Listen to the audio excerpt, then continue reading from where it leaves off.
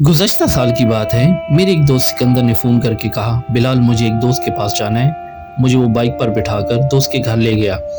लेकिन जब सिकंदर मुझे कमरे में लेकर गया, मैं हैरान रह गया। वहाँ पर एक खूबसूरत लड़की मौजूद थी।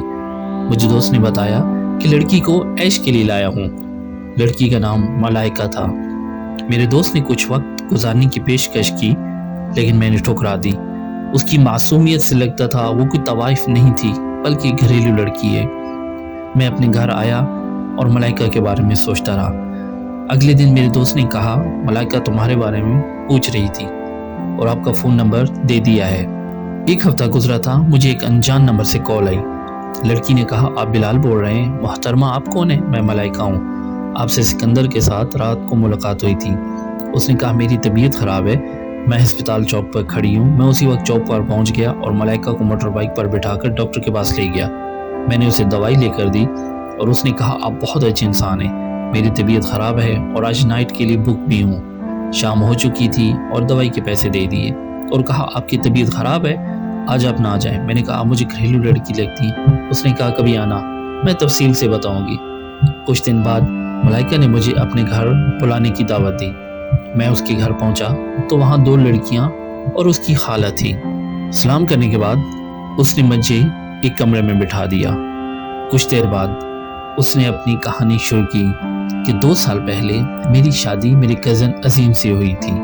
दोनों लड़कियां उसकी नंदे और खाला उसकी सास थी। मैं लाहौर से शादी करके यहाँ आई हूँ। जब मैं यहाँ आई तो अक्सर यहाँ गैर मर्द आते थे और मेरी नंदे शॉपिंग के लिए चली जाती थी। मैं हैरान थी कि इतने पैसे कहाँ से आते हैं। मेरे शोहर एक माह बाद दुबई चला गया। एक रोज़ अपने कमरे में सो रही थी कि आवाज़ आई। मैंने देखा मेरा देवर मेरे सामने खड़ा था। वो मेरे साथ ज़बरदस्ती करने लगा। थोड़ी देर बाद वो कमरे में चला गया और मैं देखती रह गई। गर्मियों में उनके मर्द दोस्त मिलने आने लगे। आखिरकार मैं भी इस माहौल में रच बस गई। माहौल बहुत ख़राब था और मुझे अपनी लपेट में ले लिया और मैं कई रात मर्दों के साथ गुजार चुकी थी। मुझे भी आदत हो गई थी। उसने मुझसे कहा, तुम इससे शादी कर लो।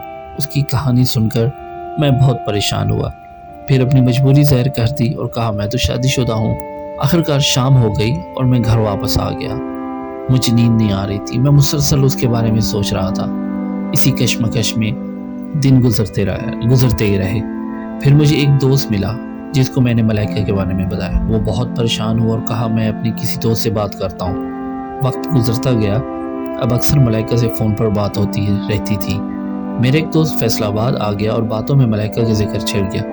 मैंने अपने दोस्त इदरीस को उसके बारे में बताया। सोच विचार के बाद वो उससे शादी के लिए रजामंद हो गया। एक लड़की गुनाहों से निकल सकती थी और वो उसकी ज़रूर मदद करना चाहता था। इदरीस ने अपने घर वालों को मलाइका के बारे में बताया और उनको रजामंद कर लिया। मगर मसला ये था कि तलाक के बगैर ऐसे कैसे मुमकिन था। अब उसके ससुराल वालों को उस पर कैसे आमादा किया जाए कि वो मलाइका को तलाक दे दे।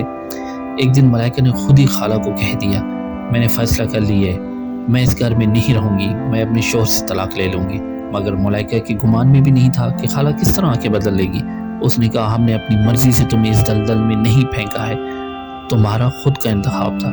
मलाइका ने कहा, मेरी पाकदामनी को ख़राब करने वाली आप ही थी।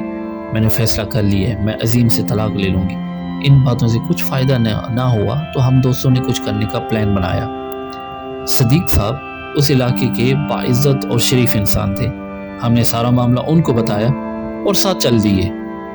कुछ दिन बाद हम सदीक साहब के साथ मलाइका के ससुराल पहुंच गए। उसकी सास तो साफ मुकर गई और इल्ज़ाम लगा दिया। सदीक के कहने पर मलाइका को बुलाया। मलाइका ने अपनी पूरी कहानी सुना दी, जिसको सुनकर सब रो दिए और पुलिस को बुलवा लिया गया। दूसरे दिन शहर में यह बात फैल गई कि बहू से धंधा करवाने वाली सास रंगे हाथों पकड़ी गई। उसके बाद इस मजबूर तवाइफ की शादी इदरीस से हो गई और इदरीस उसे बहुत होश रखता है और वो दोनों हंसी खुशी अपनी ज़िंदगी गुजार रहे हैं।